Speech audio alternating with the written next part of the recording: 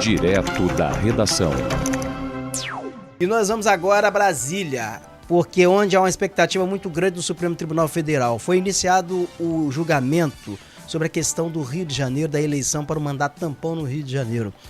Esse julgamento começou na quarta-feira, ontem, dia 8 de abril, e terminou a sessão empatada em 1-1.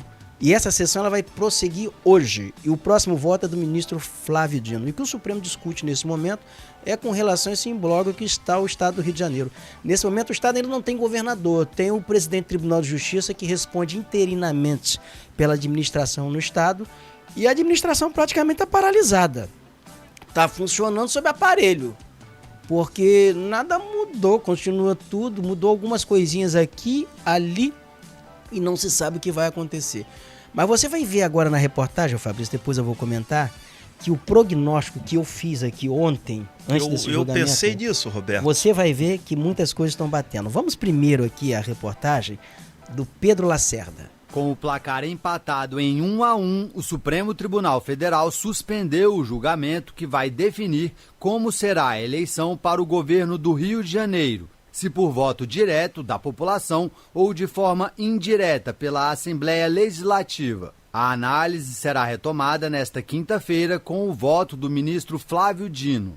A Corte discute os efeitos da renúncia do ex-governador Cláudio Castro, ocorrida às vésperas de sua condenação pelo Tribunal Superior Eleitoral. O ponto central é saber se a saída do cargo tem natureza eleitoral, o que exigiria eleição direta, ou se abre espaço para a escolha indireta. Relator da reclamação do partido PSD, que defende a realização de eleições populares, o ministro Cristiano Zanin votou pela realização de eleições diretas e classificou a renúncia de Cláudio Castro como uma tentativa de evitar consequências jurídicas. Embora conste na ata de julgamento a determinação para a realização de eleições indiretas, entendo que o próprio Tribunal Superior Eleitoral concluiu que o pleito de 2022, referente à eleição para o governo do Estado do Rio de Janeiro, encontrava-se viciado por ilícitos eleitorais praticados pelo ex-governador Cláudio Castro. Ao final da sessão, Cristiano Zanin também levantou a possibilidade de unificar o pleito com as eleições de outubro, além de discutir quem comandaria o Estado interinamente até lá. Já o ministro Luiz Fux, relator de outra ação que trata das regras sobre eleições indiretas no Rio de Janeiro, abriu divergência e defendeu eleições indiretas. Para Fux, a legislação não prevê eleição direta em caso de renúncia e a proximidade do calendário eleitoral torna inviável convocar a população 2 vezes em poucos meses e citou ainda custos elevados e dificuldades operacionais. Durante o julgamento também foram debatidas as regras para eventual eleição indireta. Fux reconheceu a validade da lei estadual, com voto secreto e prazos curtos para candidaturas. Zanin, por outro lado, argumentou que essas normas não se aplicam ao atual cenário. O Procurador-Geral da República, Paulo Gonet, afirmou que existem 2 situações distintas para a escolha de um novo governador em caso de vacância do cargo. A primeira ocorre por motivos não eleitorais, como renúncia, e segue a legislação estadual, com previsão de eleição indireta. Já a segunda decorre de causas eleitorais, como a cassação, quando aí se aplica a legislação federal. Aqui, a legislação pertinente não é a estadual, é a federal. O Código Eleitoral dispõe que, quando a vacância por causa eleitoral se dá há mais de 6 meses do final do mandato, as eleições devem ser diretas. O julgamento deve definir não só o modelo da eleição, mas também quando ela será realizada, em uma decisão que pode impactar diretamente o cenário político fluminense. Atualmente, o presidente do Tribunal de Justiça do Rio de Janeiro, Ricardo Couto de Castro, exerce interinamente o cargo de governador do estado. Da Rádio Nacional em Brasília, Pedro Lacerda. Ô Fabrício, se você observar ali o que o Fux fala, ele diz exatamente o que eu observava aqui ontem. Primeiro, a temporalidade. Ele tem dúvidas se será possível, em termos de logística, em termos técnicos, você organizar uma eleição direta em outubro. Tempo hábil para todas as etapas, né? Para todas as etapas. Segundo que ele coloca, que a norma diz que no caso ali a eleição é indireta. Por quê? Porque o Cláudio Castro, ele renuncia antes de ser condenado. Um dia antes. Sim. O que o Zanin está acolhendo, o que o Zanin quer encampar ali, e o que o Paulo Gonet está embarcando, eles estão inventando história. Eles querem criar ali um entendimento sobre o que não existe na norma, na legislação. A legislação diz que dupla vacância por renúncia do governador e do vice é eleição indireta na LERJ. Ponto. O que aconteceu no Rio de Janeiro, pelo que está positivado, pelo que está na lei, foi dupla vacância. Um dia depois, o Cláudio Castro ele é condenado por questões eleitorais, mas ele já tinha renunciado. Roberto, você não acha que eles também não estão com muitas dúvidas, não? Não tem dúvida, não. Todo mundo sabe o que Mas é isso ali. foi inédito, acontecendo no Brasil pela primeira vez uma situação dessa. Né? Zanin é um jurista, ele não tem dúvida. O que Zanin está fazendo é jogo, o que Paulo Gonet está fazendo é jogo do governo. Eles querem tumultuar o ambiente, querem levar a eleição para a eleição direta, inventando ali caminhos, atalhos, interpretações, porque favorece os planos do governo Lula. Dificulta os planos da direita no estado do Rio de Janeiro, porque se for pelas normas, a direita corre o risco de vencer a eleição no Rio de Janeiro. E o governo não pode se dar o luxo de perder a eleição no Rio de Janeiro. Esse lance de adiar para o dia, para o outro, eu acho que eles estão com muitas dúvidas, eles estão muito confusos. Dúvida. Ali ninguém tem dúvida, ele só tem profissional. Não é possível que não resolve isso logo e o tempo está passando. Ô Fabrício, quem tem dúvida somos nós, ali só tem profissional, rapaz, ali só tem fera. Aquele povo, quando você chega ali, você tem que se vigiar, porque ali é tudo bicho. Supremo Tribunal Federal não é coisa para amador, não, amigo. Ali todo mundo sabe o que quer. O que está vendo aí a relação desses caras com o Banco Master ali, movimentando milhões, escritório de advocacia, filhos de ministros, com 26 anos, faturando milhões de empresas que têm interesse em decisões judiciais. Ali não tem bobo, não. Bobo tá do lado de cá, bobo somos nós.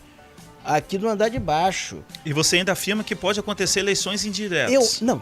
O que tem que acontecer é eleição... Não, é por causa do tempo também, concordo com você. O que tem que acontecer é eleição indireta. Se for eleição direta, é algo fora da curva. Mas o que Zanin fala, e tá ali no texto ali, o que Zanin já fala e já defende abertamente, é o que eu já falava. Tentar manter o Ricardo Couto, que é presidente do Tribunal de Justiça, até o final do ano, até outubro, até a eleição. Talvez aí antecipar a posse de quem foi eleito, aí outro detalhe. Mas só que nós estamos falando aqui de um ano eleitoral em que pode ter uma eleição em 2 turnos. Se tiver uma eleição em 2 turnos em outubro, nós vamos ter 3 eleições se for uma eleição direta agora. Sim.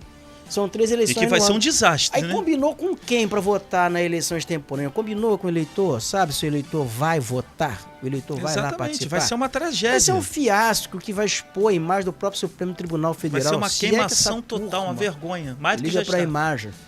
A eleição ela tem que ser indireta. A eleição ali, legalmente, a eleição tem que ser indireta. Qualquer coisa ao contrário disso que o Supremo vai enveredar, vai fazer, vai ser uma cambalhota. Vai ser a cambalhota de Zanin, que são várias. Zanin tem dado várias cambalhotas. Zanin, como jurista, esse cara ele não tem cheiro de polvo, ele não enxerga as consequências, ele vai para dentro de uma interpretação dele, de um casulo dele, esse cara. E ele, me perdoe aqui com toda a vênia, tá? Porque com todo respeito, mas ele não tem as decisões do Zanin, algumas delas que eu tenho visto aqui, me perdoe. Eu tenho assim uma profunda decepção também com o Zanin, negócio de jurista. Ele pode ter sido um bom advogado de Lula na Lava Jato, pode ter cumprido um bom papel como advogado de Lula, mas como ministro do Supremo Tribunal Federal, me perdoe. Mas é algo completamente distante da realidade do Brasil e muitas vezes distante do que diz a lei. O problema é esse. Você tem um Supremo querendo legislar, querendo, na verdade, tomar as atribuições do poder legislativo. Isso é perigoso. Isso é muito perigoso. Você tem um Supremo, você tem um Judiciário que quer tomar os poderes do Legislativo, as atribuições do Legislativo, que é usurpar as funções do poder legislativo. E, ao mesmo tempo, você tem magistrados querendo ser políticos. Magistrados que querem demonizar, que querem tumultuar, demonizar a classe política para depois largar a toga e se candidatar, vir como salvador da pátria.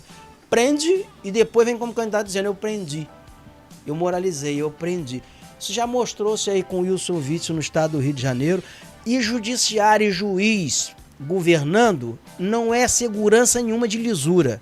O Wilson Witzel era um ex-juiz, saiu pela porta dos fundos caçado porque estava metido em falcatrua em plena pandemia, enquanto tinha gente morrendo, estava superfaturando no hospital de campanha. Então não tem segurança nenhuma. Ser militar, ser delegado de polícia, não é segurança nenhuma de que vai ter lisura em processo administrativo. Deixa eu te fazer uma pergunta. Finalizando hoje essa questão, vai ser direto ou vai ser indireto? Ele já determina o calendário de tudo que vai acontecer? Já é comunicado, já manda diretamente?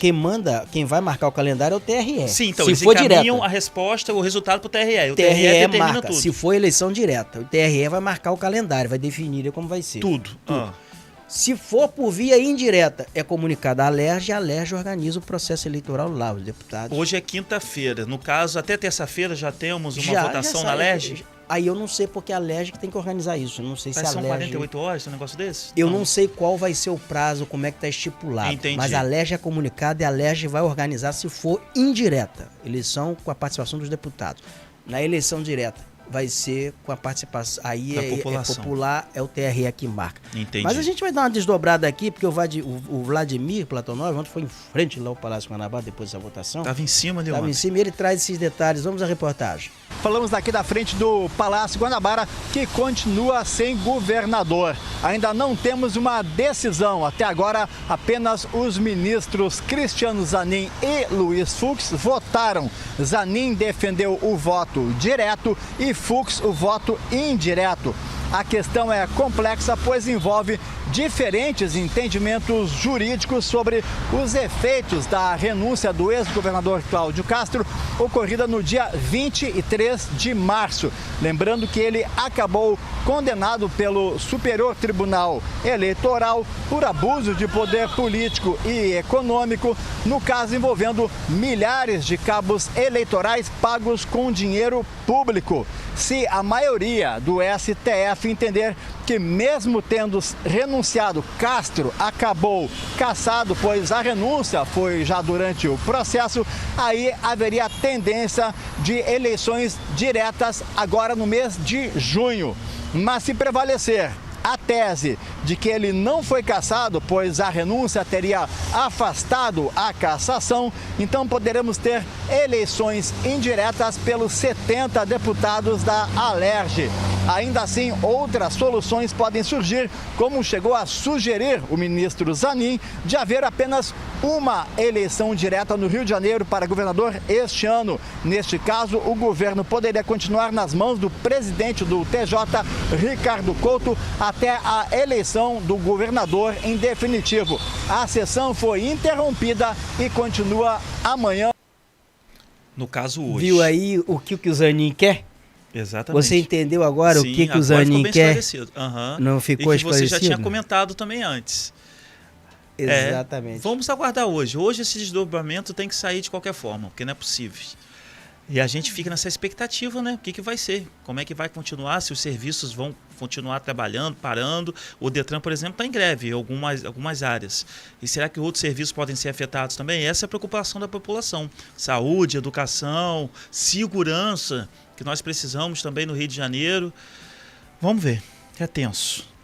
Tenso é o seguinte, quem ganha é dos problemas, né? Os problemas administrativos eles não param. O Rio de Janeiro está numa situação, na sangria financeira tremenda. Vai piorar se o Supremo Tribunal Federal está marcando agora um julgamento que vai afetar todo o estado do Rio de Janeiro, vai afetar todas as zonas produtoras de petróleo, todas as cidades. Que é a população seguinte, que sofre. A redistribuição de royalties do petróleo. Fachin, que é o presidente do STF, vai marcar esse julgamento. Foi aprovada uma lei sobre redistribuição de royalties, que era o seguinte, que acaba com essa concentração de distribuição de royalties entre municípios produtores e participação especial. Isso vai redistribuir tudo que esses municípios arrecadam em termos de royalties para os outros municípios, outros entes federativos, outros municípios no país. Isso vai secar, isso vai afundar algumas cidades em termos orçamentários. Vai acabar com o orçamento de algumas cidades. Muitas cidades jogou dinheiro fora. E você vai ver, eu vou te provar aqui como cidades que jogaram dinheiro fora, desperdiçaram. Nós estamos falando de cidades que desperdiçaram bilhões. Eu posso fazer um levantamento, pedir ao pessoal da agência Fonte Exclusiva para fazer a gente mostrar aqui quanto cada cidade desperdiçou de royalties nos últimos anos. Vou pedir para fazer, por exemplo, aí algumas Presidente Kennedy no Espírito Santo, Campos, no estado do Rio. Você vai ficar espantado. Fizeram para mim recentemente sobre Campos. Sabe quanto Campos faturou nos últimos 27 anos? 3 bilhões? 3 bilhões? Brilhões. 30 e poucos bilhões, mais de 30 bi. A cidade não tem transporte público. 30 anos, mais de 30 bi. E eu vou mandar fazer também de Presidente Kennedy de outras cidades que estão recebendo. Você vê o que aconteceu. Você vai em Macaé, ver o que a cidade recebeu em royalties de petróleo, ver o que é Macaé hoje, uma cidade totalmente industrializada. Obviamente que Macaé tem uma capacidade industrial instalada muito grande, porque ali é base de operação da Petrobras. Mas ainda assim você vai ver que é uma cidade que tem vias perimetrais, uma cidade que se organizou e fez com que a sua receita própria fosse maior do que royalties, sabia?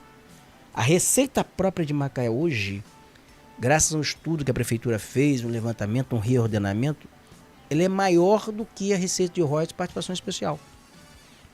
Macaé é turbinada por receita própria. Olha só, hein? Você vai pegar, por exemplo, a cidade de Campos, totalmente dependente. Tira os royalties de uma cidade como Campos. Tira os royalties de Maricá. Retire os royalties de Niterói. Acabou a cidade. Retire os royalties de Presidente Kennedy, de Marataízes e Itapemirim. Você vai ver o que nós vamos ter aqui. Nós vamos ter verdadeiras serras peladas. Nada subsiste.